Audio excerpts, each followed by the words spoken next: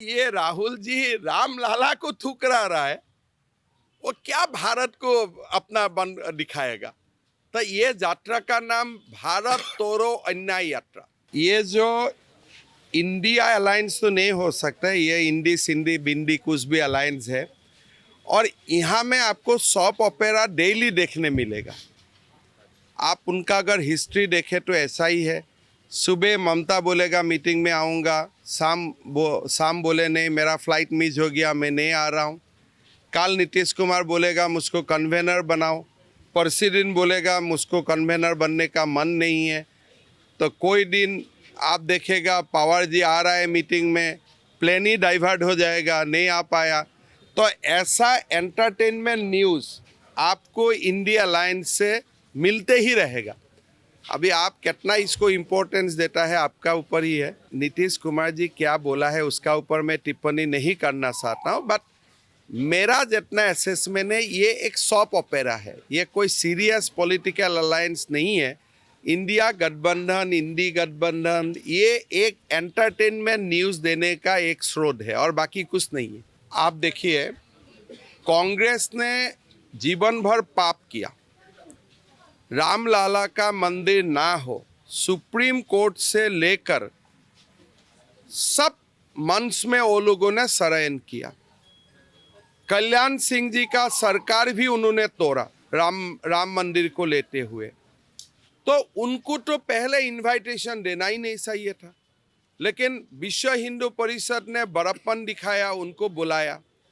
बुलाने का बाद अरे कम से कम जाओ तो, कम से कम तुम्हारा पाप थोड़ा कम हो जाएगा।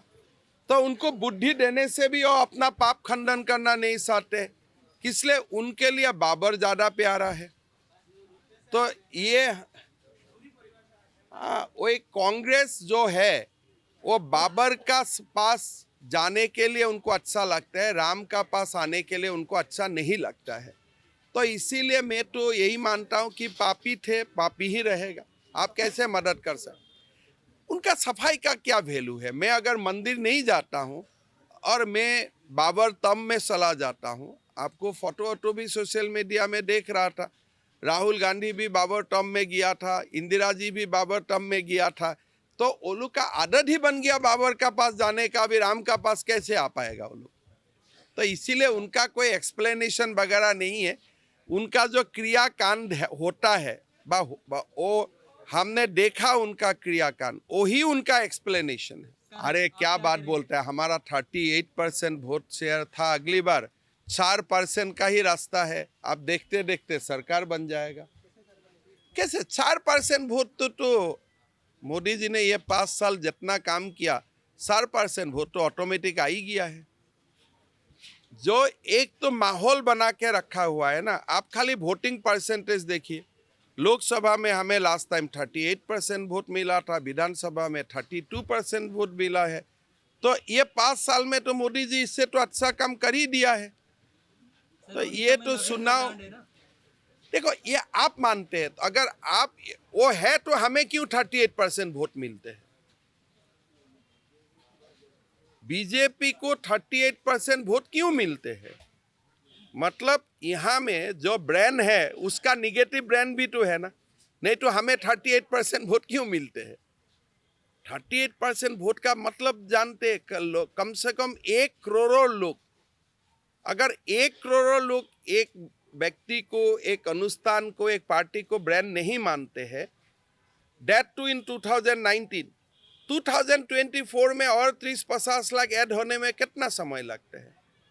मेरा तो मन है, मैं तो जानता हूँ यह वोट टेकिंग सेरेमनी होगा, आना होगा मुझको। इसलिए आप क्या स्ट्रैटेजी करेंगे? नहीं मैं तो यहाँ आके ही प्लान कौन है? नहीं मेरा कोई प्लान नहीं है, प्लान तो जगन्नाथ का प्लान होता है, थोड़े मेरा प्लान होगा। प्लान तो क्या रहेगा 24 में सत्ता? मैं इतना ही जानता हूँ कि बीजेपी को जगन्नाथ को सेवा करना है, बीजेपी को उड़ीसा का सेवा करना है और जगन्नाथ जी हमें मौका देगा। अकेला कैसे सरकार बन सकता है, सब तो मिलके ही बनना पड़ेगा। अकेला कोई अलग पार्टी में अकेला होता है, बीजेपी में कुछ काम अकेले नहीं होता है, बीजेपी में सब काम मिल के होते हैं। हम तो भाई अलग पार्टी नहीं है कि एक ही व्यक्ति की आप देखते रहेगा, हमारे यहाँ में तो सबको देखना पड़ेगा, सरकार कहाँ अकेला बनता है, वही सबसे ज्यादा प्रॉब्लम है, जो अकेला वाला बात हो जाता है। सरकार तो सामूहिक नेतृत्व से बनता है ना, और बन जाएगा सरकार बहुत बढ़िया से। और मैं तो अभी यहाँ बोल के जाता हूँ कि मुझको और आना है वोट टेकिंग सेरेमनी में।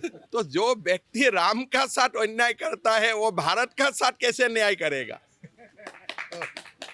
जो ये राहुल जी राम लाला को ठुकरा रहा है, वो क्या भारत को अपना बन दिखाएगा?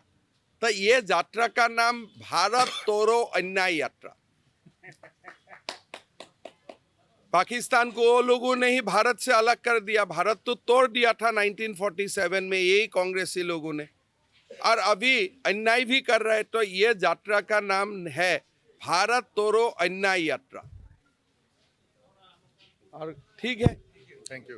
तो चलिए आता हूँ वोट टेकिंग में। मैं तो कोई आप जानते ही, मैं एक दूसरा कार्यक्रम के लिए आया था। मेरा ये कोई पॉलिटिकल तोड़ नहीं है, लेकिन हमारे लिए हमारा कार्यालय मंदिर होता है, तो मैं मंदिर दर्शन करने आए थे।